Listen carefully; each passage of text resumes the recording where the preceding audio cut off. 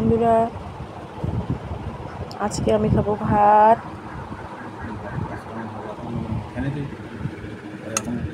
মাছের ঝোল যেটা রান্না করেছি আমি। এই যে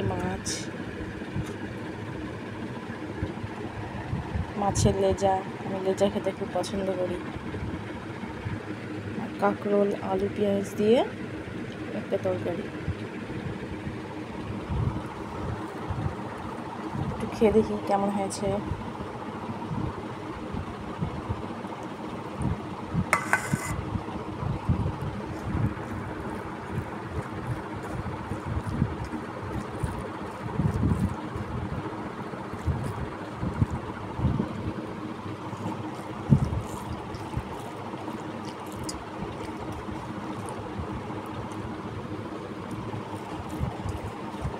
খুব টেস্ট হয়েছে, খুব ভালো হয়েছে।